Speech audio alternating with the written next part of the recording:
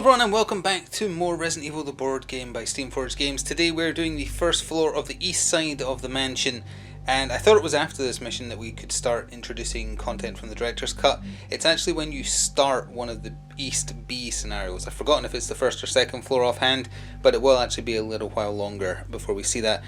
Couple of corrections from last time. The corpse roll from the previous editions of the games is still the same. If you do an action on a tower with a corpse, you roll the d6 and there's a 1 in 6 chance that it turns into a zombie and gets back up. The rolls weren't in the enemy part of the rulebook, it's in the terrain part of the rulebook, because I guess it does make sense, because a corpse used to be an enemy and might become an enemy, but currently is just a thing on the floor.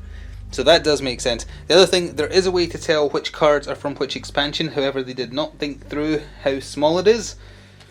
On cards, like for instance this dagger here, you might notice, or not, that in the bottom left corner of the cards it says RE followed by some letters and then followed by copyright Capcom. That denotes what box it's from, and they made the foolish decision of calling the main core box BG for presumably base game, when one of the expansions is called Bleak Outpost, meaning you have to be able to discern from text that small whether it says BG or BO. I have very good vision. I had my first eye test in over 20 years a couple of months ago and learned that it's actually possible to have better than 20/20 vision, and I have it. And I struggle to read it. So if I struggle to read those, a normal person is going to struggle. You're not going to just be able to at a glance separate these cards. You're going to have to really concentrate and focus, and it will take a while. So yes, there is a way to tell, but it's not ideal. So anyway, you can see the map as we know it to start with. Anyway, there is another sword key door. On that note, one of the creators of the game spoke about the issue of the last mission, saying you need the sword key to finish the mission. They said you weren't supposed to be able to start the mission without the sword key. Doesn't make much sense because it's one of the tutorial missions off of the main hall of the mansion, so I think it's much more likely it just had the wrong wording for the objective. It should have one similar to what we're doing today, and that is, let's see, objectives. In this scenario, the characters must find an important item in order to progress. If the C card for the scenario has been collected and each character is on the same tile, well, we're playing with one character, so that's going to happen, the players can choose to successfully complete the scenario. However, if there's any enemies on the same tile as the characters when they choose to complete it, skip step 6 during the end phase. Step 6 is the point at which after a scenario you heal. So we either have to make sure the tile we're on is empty or accept that we're not healing at all after this one, which might not matter if we don't get hit, but still. There's also some special setup for this one that I'll show you in a second. We have to go over to one of the other boards because we actually use a portion of it that I wasn't familiar with. This is a new mechanic for this game, and there is also going to be the opportunity to find a new weapon on this level. I will, however, first mention again, thank you for the support on the series, and if you would like to help support even further what we do here, please do consider becoming a channel member or pressing the thanks button. It helps out a lot. It is all reinvested in the channel. And I do occasional member-only videos. I'm considering doing a step-by-step on how to paint the zombies. It's super easy.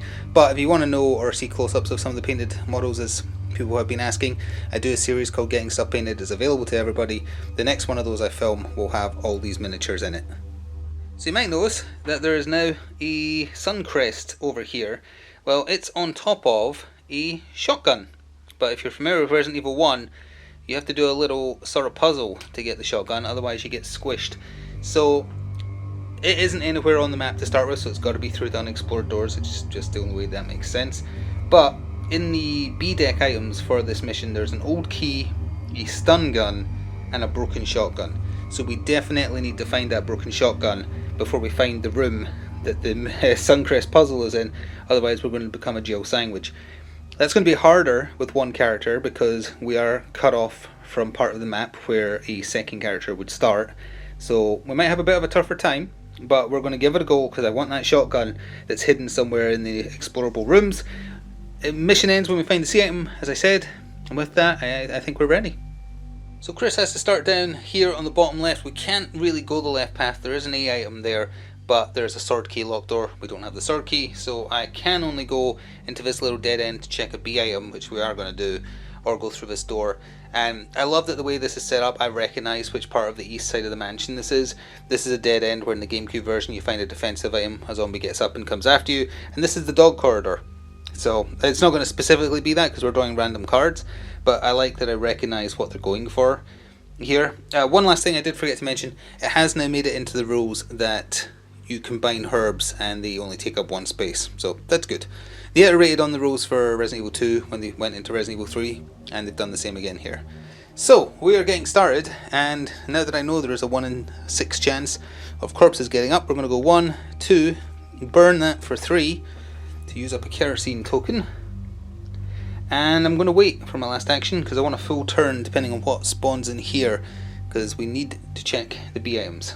So I am going to have to move the tension deck eventually, but I kept it here for ease of use, and we know now that somewhere in this tension deck is an exceptionally nasty card if I do leave any corpses on the floor, so we have to be wary of that.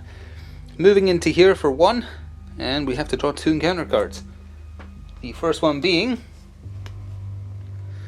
after resolving all spawn entries on this, replace the closest corpse with a zombie. Well, aren't I glad I got rid of that corpse.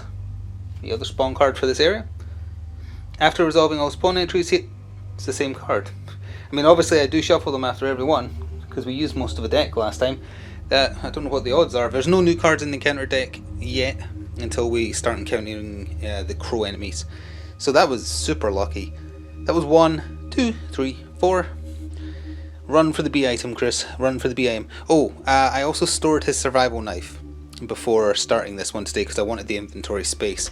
I still have the 2 defensive daggers in his inventory. Still has his first aid spray, his pistol, and lighter, because you need the lighter, otherwise you can't burn corpses. 1, 2, pick up for 3, and come back here for 4. Got a 1 in 3 chance of it being, well actually I kind of want the old key as well, because I think you can take those between missions. The first item in the B deck is, it is the broken shotgun, used in the first floor East A scenario to obtain the shotgun. Now we still need to find where that even is. It counts as a key item, so it would be discarded when we're done here. And tension card. All clear. I'd love to draw that Crimson Head card while there's no corpses. Although I get there is a corpse at the very top left of the map, but I can't even get there, and he can't get to me, so I'm not sure what would happen in that instance. 1, 2, 3, 4. A lot of running. Tension card. 1, 2. Oops. Open the door for 3 and then burn the turn. So I have a full turn for whatever spawns in here because it's another 2 cards. That's an all clear.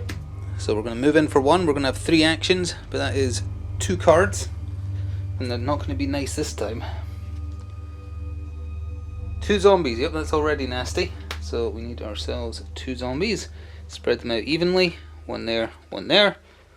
And the other card is spawn a corpse. That is so much worse now than it was prior to finishing the last mission. So that'll be there then. Okay, right. So we still have 3 actions left. I'm going to crack off 3 shots into the zombie in front of us. I know we have those defensive items to fall back on, but I'd like to... Perfect. A push and a damage point kills him. The other zombie reacts. We still have 2 actions left. I'm going to move on to here and burn the corpse. I haven't looked at the Crimson Head stat card yet. I'm keeping it a surprise. I still only have the zombie and the Cerberus next to me. So that's us down to 5 kerosene tokens now. Again, we started with double because I'm playing with a single character. End of turn. Whoop. The zombie moves into range. We're probably just going to dodge past him. And tension card. Oh, mission update time. Okay, nice. Let's see what the mission is today in the Special Tactics and Rescue Service. Forced Retreat. Don't assign a character to this mission. Roll the d6 for each character in the reserve, reducing the result by 1 for each damage the character has, yeah, to a minimum of 1. The biohazard symbol is 1. If the result is a 1, shuffle the character card back into the survivor deck, meaning you would have to find them again. Well, none of them are wounded, so, and the only person I have that's a reserve character that isn't a playable character is Brad, so I presume I only roll for him. Watch me roll a 1. Nope, okay, he is fine. So I think that's it.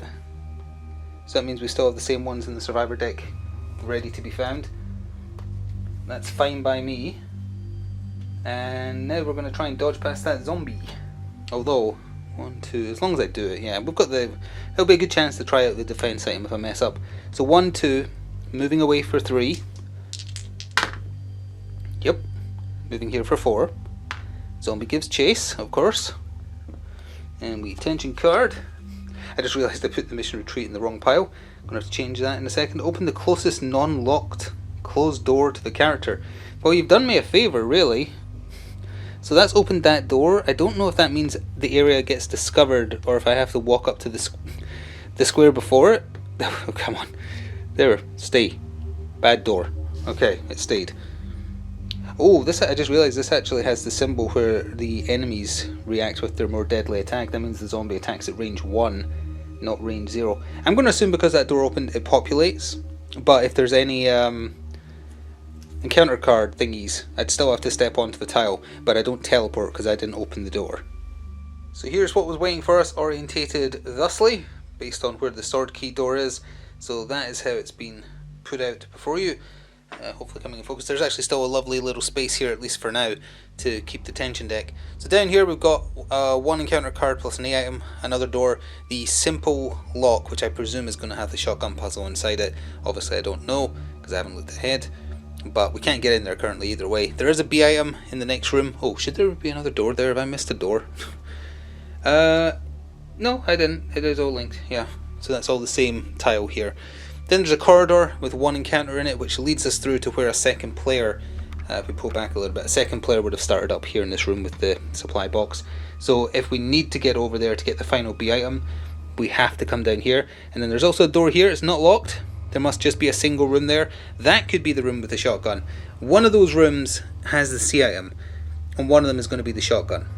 I'm going to guess, and it is genuinely a guess, that the shotgun is here, and the C item to finish the scenario is behind a locked door, because that means we'd have to go looking for the small key.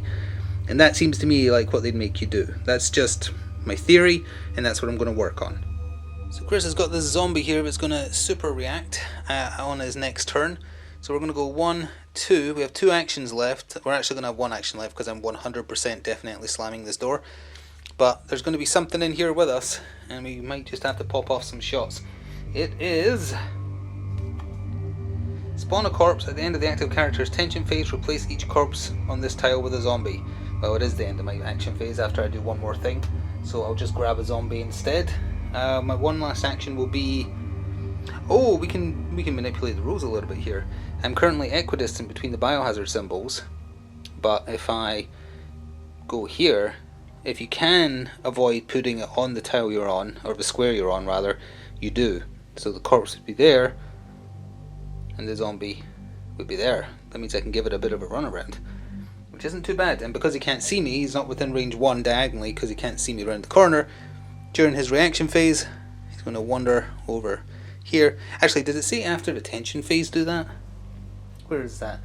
At the end of the active party's tension phase. So he actually wouldn't move yet until I'd drawn a card. So I'll move him back if need be, but no. Because that might have said move or something, which means he would have been able to attack. Do I need the A item? That's the question. I have 2 inventory spaces. I know for sure I need a space to swap out the shotguns, and I need a space for the key, meaning I can't really spare the space.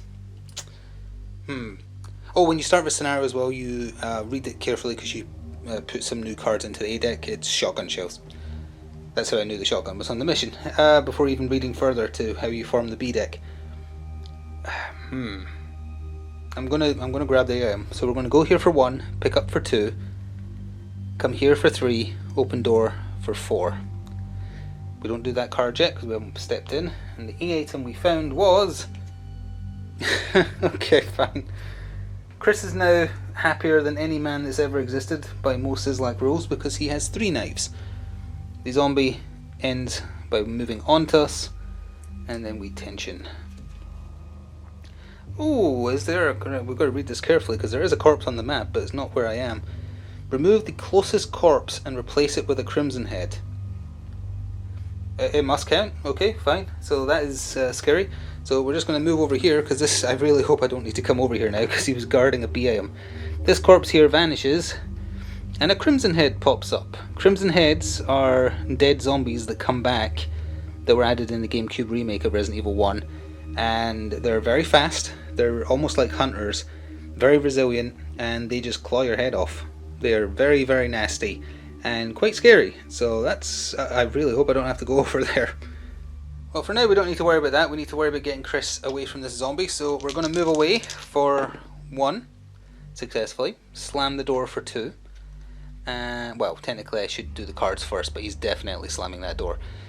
He's got 2 actions left, and we draw 2 encounter cards for this tile we're on. It's the good one. Ignore any other effects we draw, but then shuffle them back in. So I'm just not going to draw it, because that seems easier to me. And this becomes a de facto safe room. This card is a godsend. Getting that on that mission last time is so good. So I'll put that there to remind me. We still do tension cards, but we don't do encounter cards on this tile. So 2 actions left. 1, 2. Tension. All clear. 1, pick up for 2. Move here for 3. Open door for 4. In the off chance I do have to go this way, well, either way I think I have to go this way. That's the next part I don't want to have to go to. So this B item is the old key. Should I go back and check now or wait? You know, that makes my inventory full. Yeah, I think going back, I mean, we're literally at the door and this is now a safe bit, sort of. Sure. Tension card first though. All clear. So we're going to go 1, 2, 3. Open the the simple lock, meaning I can discard the key because they break when you use them. So that's now open, and I need to go look out another explore card. Well, I was indeed correct. This is the one that led to the C item. It is a simple L corridor with 2 encounter cards, with the C item that's slightly obscured by the door we opened over here. But it is just a case of we're going to run in and grab that. Again, that will fill our inventory, but that's going to have to be how it happens. I'm sure we're going to end up using a defensive item, so we're going to... Did I have 3 actions left because I opened the door as my first action? So we're going to walk in for 2 and resolve those 2 encounter cards. Most of the good ones are gone, so it's definitely going to spawn stuff. A single zombie isn't so bad. Single zombie right in front of us. Second one. Locate the closest tile to the active character that contains 1 or more enemies and at least 1 non-locked door.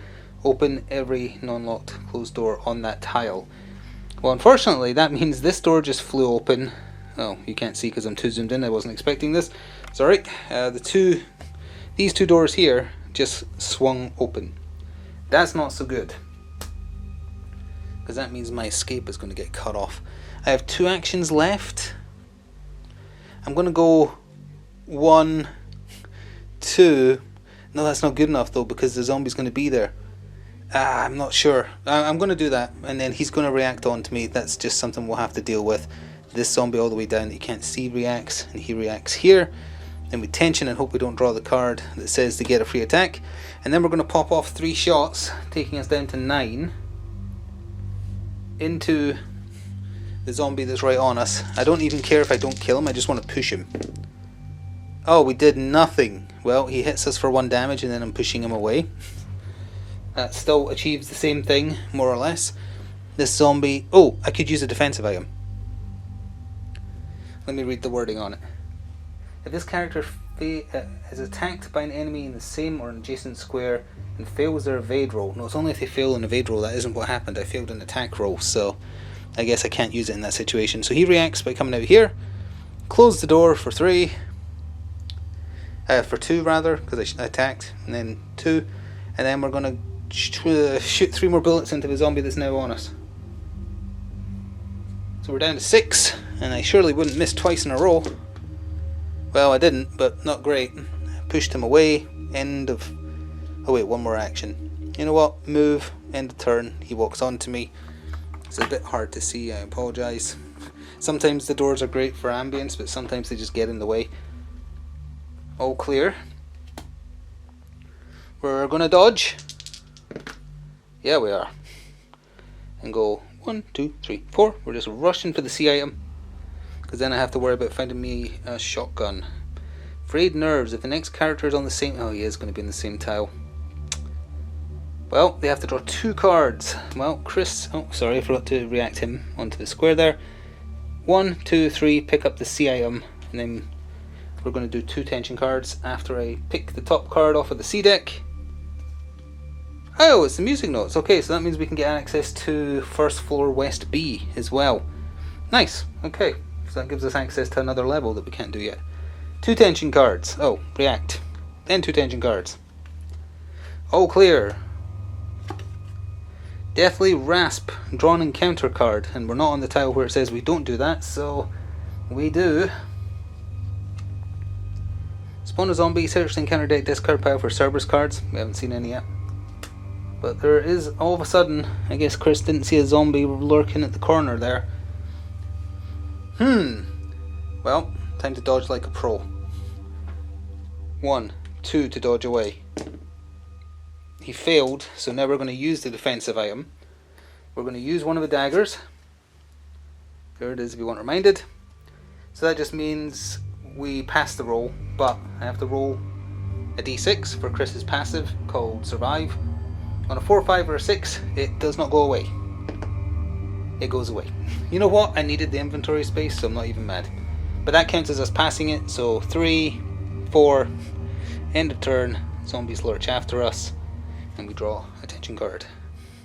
If this character leaves their current tile, draw 2 tension cards. Oh wait, did I draw 2 when I was supposed to draw 2? I did, didn't I? Yeah. So if I stay on this, if I leave this tile, I have to draw 2. I might just take that hit, honestly. Alright, we're evading this zombie. Chris, I said we're evading this zombie. If that was a gunshot, you would have blown his head off. Well, I'm going to use another dagger to count as having passed that. Surely this one won't get used up. The biohazard symbol is a 1. Goodbye, dagger number 2. Joke's on you, I have another freaking dagger. I have 1 left. But that counts as us passing it. So 2, 3. You know what, I'm going to wait. I don't want to draw 2 tension cards. So he's going to chase with a knife stuck in him. The knives actually do stay stuck in the zombies if you use a defensive item on them in the video game. All clear. Don't need to draw 2. So we're going to walk out here for 1, slam that door for 2, and go 3 diagonally over here to 4. Draw a tension card. Enemies on the same tile as the active character immediately perform a reaction. Thankfully there's none. Let's see, if there are no enemies, draw 2 tension cards instead. That counts, that card is one of them, right? So I just draw an extra one, which is an all clear. We're about halfway through the deck, but this is, again, because it's one of the first 4 missions that you can go on. If the tension deck runs out, you just, shuffle it. So looking at things, we don't need to go where the Crimson Head is, and if you have been paying attention, I could just end the mission now with no penalty. We've done the objective. I want the shotgun. We need a better gun. So we're carrying on until I get it, and it has to be there because there's no other unexplored room, and we haven't found the puzzle area. So we're going to move here for 1. We have to resolve a single encounter card, and we have 3 actions left. The encounter card is: locate the closest tile to the active character that contains 1 or more enemies and at least 1 non-locked door. Open every non-locked closed door on that tile. Well, would you look at that? I would argue this door is closer, so this one is going to swing open and those 2 zombies are now loose. But that means this corridor has nobody in it, so we're pretty good. 1, 2. I can't remember if I had 1 action left. Let's just say that's it. All clear. It is not, in fact, because there's 2 zombies back here who are now reacting. 1, 2, 3. Open the door here. And I'm going to have to move these cards. So the middle of the map has now been fleshed out. It's like that, to be exact. We explored, so we are 1 tile in. We have 1 action left, and we have 1 encounter card to resolve in a second here. But in here is the Suncrest symbol. That is to denote where you can use an action to either place the broken shotgun that's already there, or take the shotgun and replace it with the broken shotgun, or vice versa, and this door locks and you can't get out if you haven't done one of those 2 things, because in the video game that's where you'll get squished if you don't have the broken shotgun. So we have to resolve that encounter card. These are going to be the last enemies we have to deal with. Discard this card without effect. Haha! Correct. That we had 1 action left. I'm going to close that door. We're good in here, thank you very much, as long as we don't draw a bad tension card. Oh, I drew a bad tension card. Closest to the active character where there are enemies but no characters. Remove the enemy on the tile with the highest threat level and place them on the character's tile on the closest biohazard symbol. Now this is important. The closest tile. They are 2 away. 1, 2. They're 3 away. 1, 2. I think that means that Crimson Head teleports because he's the highest threat on that tile, and that is the closest tile. The tile closest to the active character where there are enemies but no characters. Yeah, I think it is. That means I'm going to have to look at the Crimson Head card. Oh dear. Well, as Chris begins this turn, he has a very dangerous enemy right at him. Here's the stat card for the Crimson Head. They are threat value 3 as opposed to 1 for a zombie, so he is the one that moves. They move 1, they have 2 health, but they are relentless. It's like the Lickers in Resident Evil 2. If I perform a reaction, they do a reaction if I do an action. So they're going to keep chasing us. And then depending on what's on the tension card that was last drawn, they might move 1 square extra. I told you they were fast. Also, if it has an X on it, the last tension card drawn, they do 2 damage instead of 1. They're scary. But I'm sure this will be the moment that Chris shows us that he earned his place in stars by being a marksman, because our first action is going to be to pop off 3 bullets into that Crimson Head and try and kill it. I'll pull back a little bit so you can see the full dice roll. We actually did a push and a damage point, so that's pretty good. I'm going to push him back here. He doesn't react because it was a successful hit. He's got 1 health left, and Chris has 3 bullets left. So if these 3 bullets that I'm firing off for his second action all miss, I don't have a knife to fall back on, so that's a problem. Just got to roll 1 6 on 3 dice. How hard is that? Well, as it turns out, it's pretty hard, but we did roll a push, so he still doesn't react. Right, we have 2 actions left and no ammo. I'm going to move here. He will react. I'm going to open the door. He will react. And then that's my end of turn. He will attack me. There isn't any symbols on the previous tension card, so it's just his basic attack. And I think the dagger will come into play here if I fail the roll. Yes, it counts an evade, or if an enemy attacks me, evade. Yep. Did it work? Oh, I believe they need a harder tier of dodge, but I got the 2 best ones, so that's probably fine. Actually, no, maybe they do just need a normal one. They don't count as medium size. Well, either way, I dodged. So no damage. We still have the tension card though. All clear. Now, the problem is if I move through the door, he's going to move with me, which is very irritating because I can't stop him doing that. Unless I deliberately take damage here by failing an evade roll, which I can't force it to fail the evade roll. I just have to try and see what happens. Well, I passed the evade roll, so we're going to move through for 1. He is going to move with us though. We're going to evade again, hopefully fail it. Again, I think he only requires a basic dodge, so no. We're going to move on to here. He's going to follow us. That's going to move the camera. Apologies, I didn't realise how far down we were. Sometimes I'm so caught up in what's happening I forget to check the angle. Third action is going to be to interact to swap the shotguns.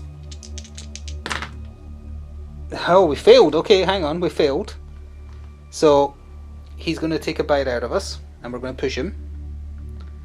So we took 1 damage. And I believe that fails the action, so we're going to have to do it again. Oh, we failed it again. Perfect, so he's going to move on to us. Then it's the end of my turn. And he's going to bite us, so we have to evade. We didn't evade, so I'll use the last dagger we have. And hopefully this one, I've got a good feeling about this one not getting used up. Nope, it's gone. We have no daggers left. It still means we passed the roll though, so we didn't take any damage. And then we tension, shattering glass, draw an additional tension card. Okie dokie. That gets much worse, that card, once you're further along the danger track. Well, once again, we're going to interact with the thing. We did it. I'm going to swap the busted shotgun in my inventory for the proper shotgun, meaning that the door doesn't lock and the puzzle doesn't trap us in here. Here is the stat card for the shotgun we now have. It is 2 blue dice you roll, but if you roll the push symbol it does 1 damage. If you roll the hit symbol it does 1 damage to the whole square. Crit, it says dash. I guess that just means because there's no crit on the blue dice. And that trait there is what Chris's passive does. It just means when the shotgun gets a kill it always decapitates. So there's no coming back as a corpse. So I need another weapon dial. I presume we always house roll that if you find a new weapon it starts with full ammo, and we're going to regenerate 2 when the mission ends, so I'm going to pop off a shot with the shotgun into the Crimson Head. And that would be 2 damage. Oops, sorry, I was slightly out of focus, but 2 damage, blow his brains out, splatters across the floor, and now we're not in a tile with any enemies, and we've done our objectives, so I'm saying we are out of here. So as we end the first floor East A scenario, we have a new dial for keeping track of the shotgun shells. We did use one, but after you end a mission, when you restore your handgun ammo to 15, you restore your special weapons, which is any other weapon besides a handgun, by 2. So it goes back up to max anyway. And that gives us a very powerful tool to deal with things like Crimson Heads going forwards, because those are scary. We found the music notes, so that gives us an advanced mission to get access to Lair. That just goes into storage until we use it, I presume.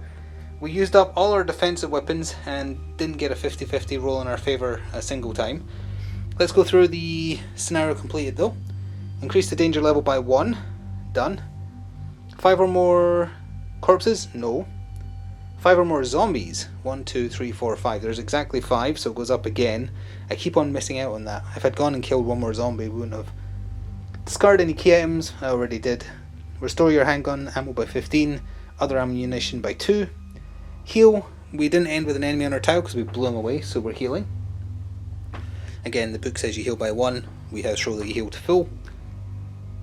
Heal exhausted characters, that's the one you use for missions, by 2. Shuffle discarded A items, tension cards and encounter decks, and discarding ribbons. Done and done. So, sticking with what I've been doing, which is just doing the missions in the order presented in the scenario book, I believe we'll be going to East 2nd floor A next. Let me just check. Yep, we sure are. I'm doing much the same thing, trying to find... Actually, I might not be trying to find a C deck item. I do see that there's sword key stuff there as well. There can't be that many tier 1 C deck items left, so we've got to find this the sword key soon. I hope we find... I wish I'd grabbed that A item, you know. There was literally no reason not to. After I killed the Crimson Head, I could have walked in here and picked up the A item. It could have been shotgun shells, it could have been a defensive item, which is a bit of a shame. Or went and grabbed the B item that I knew to be a stun gun. The stun gun defensive item in the video game is really good. So that was me not thinking things through. I was just happy I got rid of the Crimson Head. But anyway, thank you very much for watching. I am trying to record these a lot. I'm trying to get through the painting as fast as possible so that the models are good to go. Trying to plan ahead for what we're likely to encounter. That's why I had the Crimson Head painted up, because I knew it'd be coming sooner or later. But bear with me if there is a gap. I had more time, thanks to being a bank holiday, to focus on getting some of these recorded quickly. But hope you're enjoying. Thank you very much for watching either way, and I'll hopefully see you next time. Ta for now.